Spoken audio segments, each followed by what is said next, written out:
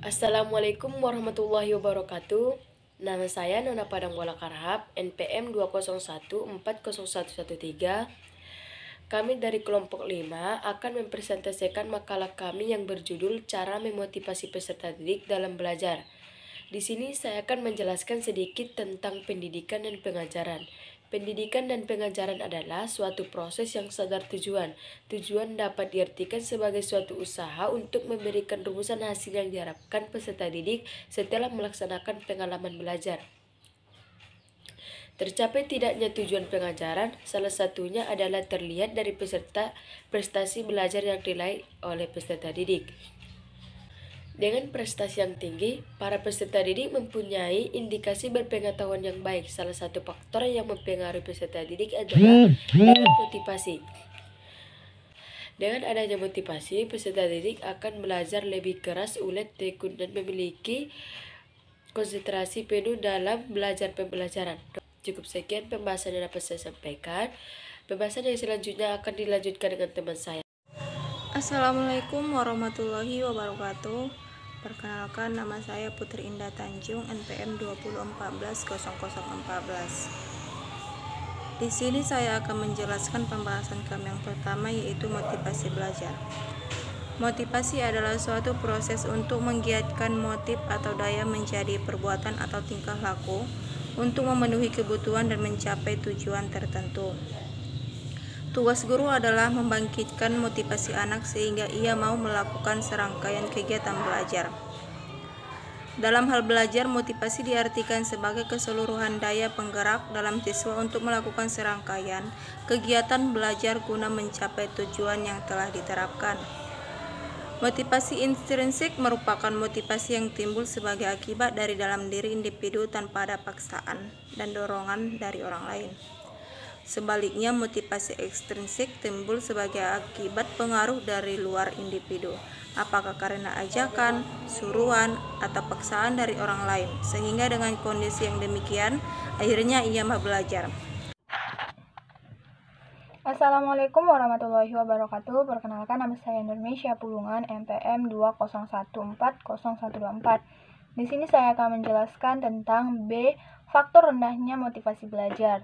Faktor-faktor yang menyebabkan rendahnya motivasi belajar siswa diantaranya adalah sebagai berikut. Yang pertama, metode mengajar guru. Yang kedua, tujuan kurikulum dan pengajaran yang tidak jelas. Yang ketiga, tidak adanya relevansi kurikulum dengan kebutuhan dan minat siswa. 4. Latar belakang ekonomi dan sosial budaya siswa. Yang kelima, kemajuan teknologi dan informasi. 6. Merasa kurang mampu terhadap mata pelajaran tertentu seperti matematika dan berbahasa Inggris. 7. Yang ketujuh, masalah pribadi siswa baik dengan orang tua, teman maupun dengan lingkungan sekitar. Raymond dan Jadi mengungkapkan ada 4 pengaruh utama dalam motivasi belajar seorang anak, yaitu yang pertama budaya, yang kedua keluarga, dan yang ketiga sekolah. Yang 4, diri anak itu sendiri. Dilihat dari peranannya, maka orang tua dan guru paling berpengaruh dalam rangka motivasi belajar siswa. Kerjasama antara kedua komponen ini akan menghasilkan kekuatan luar biasa yang bisa menumbuhkan motivasi belajar anak untuk menghasilkan kolaborasi dalam rangka mencapai tujuan yang baik. Maka pola kerjasama antara keduanya harus dirancang sedemikian rupa. Kekuatan dan kelemahan yang dimiliki oleh orang tua dan guru harus teridentifikasi dengan jelas, karena dengan memahami kekuatan dan kelemahan guru dan orang tua akan dapat membuat rencana yang tepat untuk menumbuhkan motivasi anak.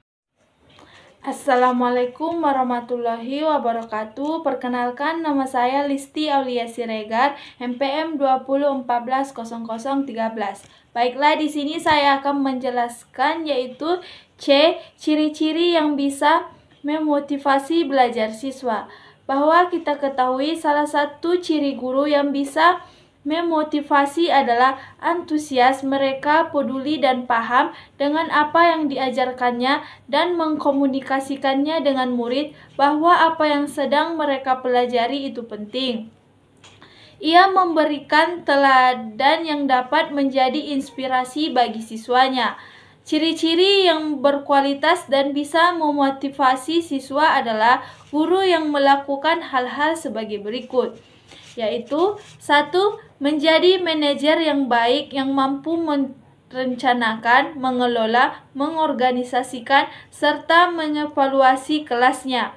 Murid-murid akan merasa aman dan nyaman bersamanya. Kemudian yang kedua, fasilitator yang memperlakukan semua siswa mendapatkan kesempatan untuk belajar dan bertanggung jawab. Yang ketiga, memberikan pengaruh arus balik yang bersifat korektif. Yang keempat, memberikan tes-tes yang adil, penilaian yang bersifat informatif. Kemudian yang kelima atau yang terakhir, membantu murid-murid untuk menyadari bahwa mereka sedang tumbuh dalam persaingan dan keunggulan. Assalamualaikum warahmatullahi wabarakatuh. Nama saya Yenita Putri, NPM 20140141. Saya dari kelompok 5, mata kuliah belajar dan pembelajaran. Di sini saya akan membacakan yaitu D. Ciri-ciri keluarga yang efektif dalam memotivasi siswa. Keluarga yang efektif mampu memotivasi anak untuk belajar. Ciri-cirinya adalah 1. Membuat suatu kontrol atas kehidupan mereka. Yang kedua, mengkomunikasikan harapan-harapan yang tinggi kepada anak-anak. Yang ketiga, memiliki impian tentang keberhasilan anak di masa depan. Yang keempat, menanamkan pandangan bahwa kerja keras merupakan kunci keberhasilan. Yang kelima, mengarahkan waktu anak-anak dalam aktivitas yang bermanfaat. Yang keenam, membuat aturan yang positif seperti pembatasan menonton acara televisi. Yang ketujuh, memberi tanggung jawab kepada anak untuk menyelesaikan masalah. Yang kedelapan, sering berhubungan dengan guru. Dan yang terakhir, menekankan kehidupan spiritual terhadap anak. Assalamualaikum warahmatullahi wabarakatuh. Perkenalkan, nama saya Novita Sari Syagian, NPM 20140116. Di sini saya akan melanjutkan pembahasan materi kami, yaitu yang E, mengenai cara-cara menumbuhkan motivasi belajar siswa. 1. Hal-hal yang dilakukan oleh guru, yaitu misalnya yang pertama, memilih cara dan metode mengajar yang tepat, termasuk memperhatikan penampilannya.